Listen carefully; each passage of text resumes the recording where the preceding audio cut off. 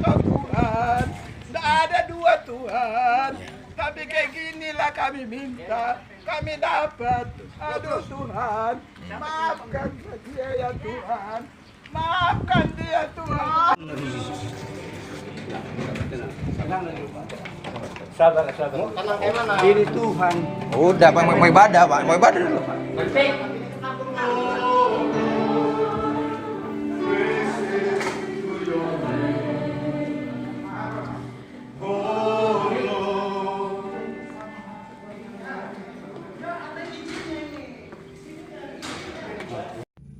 Saya tidak bisa bayangkan kalau Bapak baju biru itu ada di NTT. Saya tidak bisa bayangkan. Bapak sebaiknya minta maaf kepada saudara-saudara kami itu. Sebab yang kau ganggu itu adalah tubuh Kristus. Ya, Tuhan Yesus tidak mau umatnya diganggu. Itu saja yang mau saya sampaikan buat kau.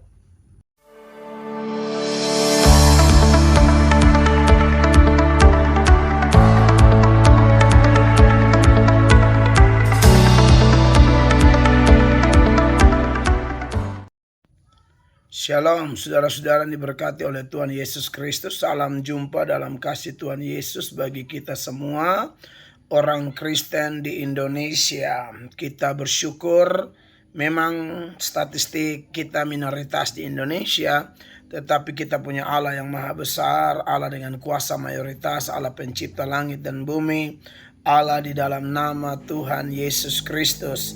Dan tentu kita berdoa, kita berharap bahwa kehadiran kita di Indonesia dengan tujuan membawa dampak positif, menjadi berkat, menjadi garam dan terang dunia bagi setiap orang di sekeliling kita. Walaupun kita menyadari dan menyaksikan sendiri bagaimana kita mengalami tantangan persoalan luar biasa, pembentukan pemurnian atas seizin Tuhan, dan tidak ada satu tantangan pun yang terjadi kebetulan, karena memang setiap tantangan sebagai orang Kristen adalah sesuatu yang tidak bisa dihindari, sebab Alkitab berkata kepada kamu dikaruniakan bukan saja untuk percaya kepada Dia, tetapi juga untuk menderita untuk Dia, seturut Filipi pasal 1 ayat 29. Dan ada sejumlah data kitab suci yang lain di mana memang penderitaan sebagai orang Kristen itu tidak bisa dihindari. Tuhan Yesus berkata, barang siapa mau mengikut aku, ia harus menyangkal diri, dia harus pikul salib dan mengikut aku. Pikul salib itu definisinya adalah menderita karena taat akan Tuhan, menderita karena cinta kepadanya. Nah, saudara-saudara yang diberkati oleh Tuhan Yesus Kristus, tentu ada penderitaan-penderitaan yang sering kita hadapi, tapi mari kita lihat, kita sortir, kita periksa baik-baik mana penderitaan yang datang karena cinta kita kepada Allah dan mana penderitaan yang datang karena kita melawan Tuhan atau menyalahgunakan kebebasan kita untuk menyakiti Tuhan, menginjak-injak kekudusan Tuhan.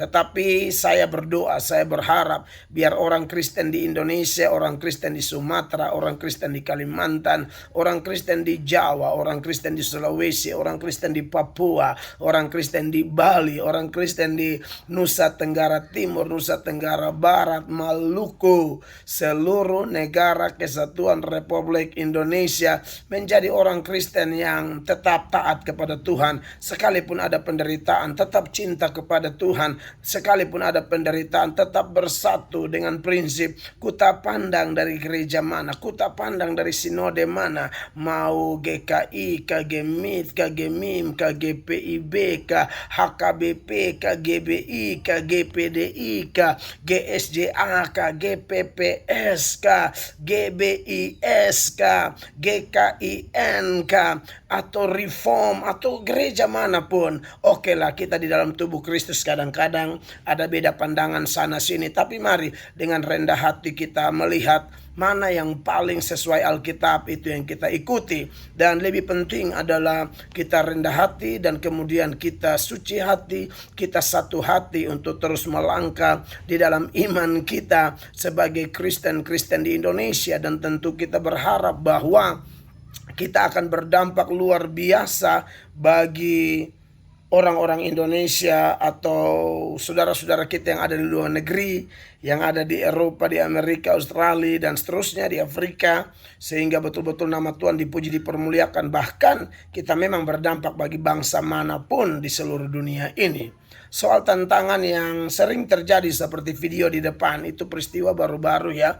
Itu terjadi di Lampung, dari satu gereja karismatik kalau tidak salah di Lampung sedang beribadah, dan Bapak baju biru tadi, salah satu informasi yang saya nonton, kelihatannya dia seorang RT, lalu kemudian dia masuk mengganggu ibadah. Hal seperti ini sudah sering terjadi ya, sering banget dalam satu tahun itu bisa beberapa kali terjadi, di mana ada saja kelompok intoleran, kelompok-kelompok yang tidak patuh kepada hukum di negara ini, atau kelompok-kelompok yang mungkin saya boleh bilang mempermalukan agamanya sendiri. Karena saya yakin kok tidak ada orang yang agama yang mengajarkan untuk menghantam agama lain ya, tetapi faktanya saudara, ada penganut-penganutnya, oknum penganut agamanya yang memang otaknya tidak beres ya, dikuasai setan sehingga mereka melakukan tindakan seperti itu. Itu liturgi ibadah sedang berjalan, orang lagi menyembah Tuhan, lagi memuji Tuhan ya, lalu mereka masuk suruh hentikan ibadah tersebut.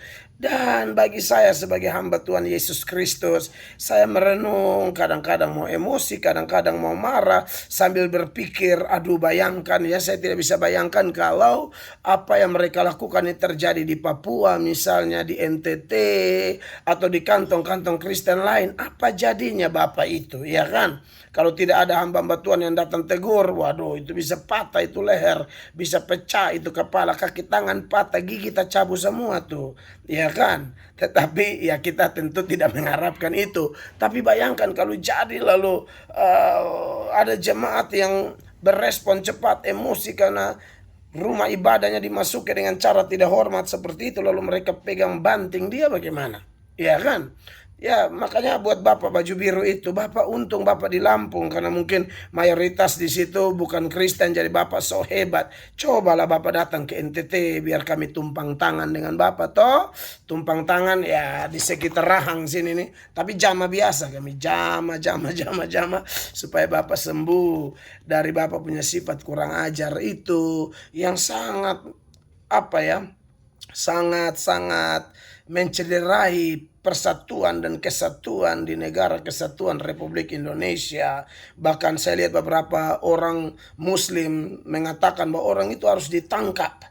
Ya, Pak Guntur Romli di Cokro TV mengatakan harus tangkap dia, bukan buat judul. Ada seorang ibu Muslim berjilbab di TikTok, dia bilang, kau ini kalau andai kata kau agama Islam, kau mempermalukan agama Islam, karena ibu ini orang Muslim asli. Dan dia bilang, buat apa larang-larang orang beribadah?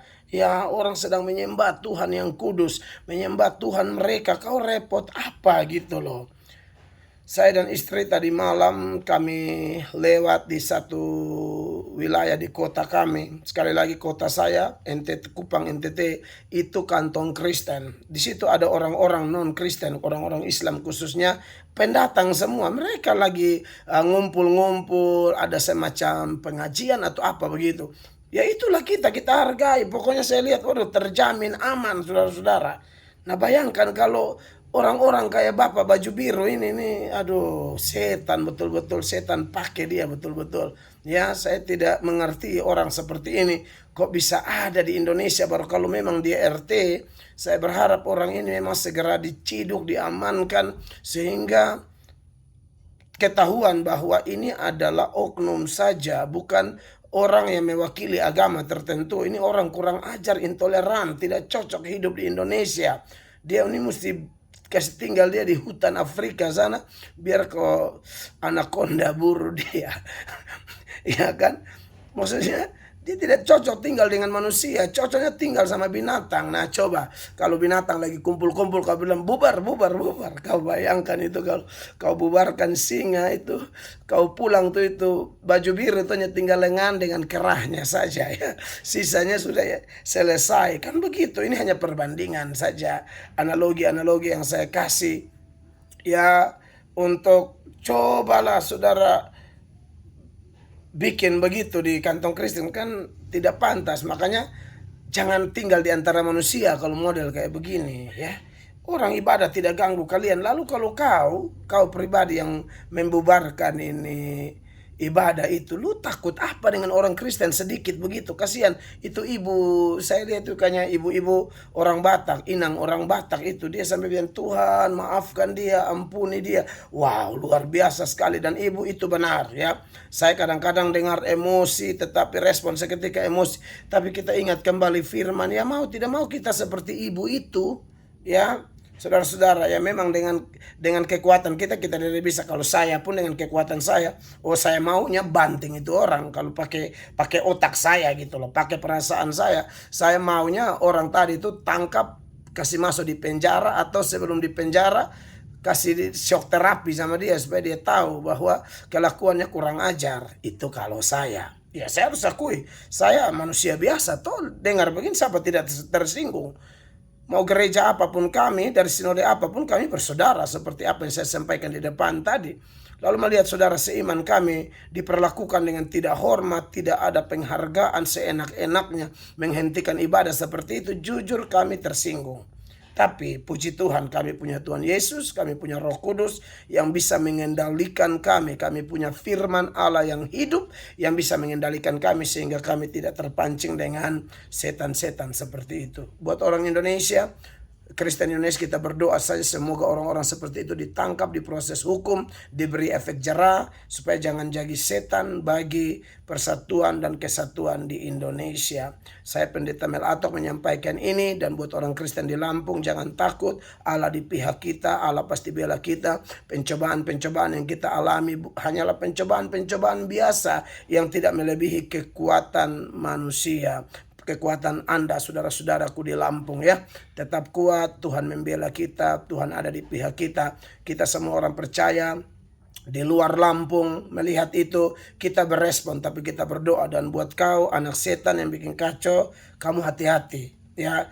Kamu menyentuh tubuh Kristus, kamu menyentuh Kristus. Pesan saya, lebih baik kau bertobat, kau minta maaf kepada orang-orang Kristen itu sebelum Tuhan Yesus penguasa dunia akhirat hantam kau nanti baru kau tahu bahwa siapa pemilik dunia ini. Ya, ini pesan saya sebagai hamba Tuhan Yesus Kristus. Saya Pendeta Mel Atok dari NTT menyampaikan ini. Tuhan Yesus memberkati.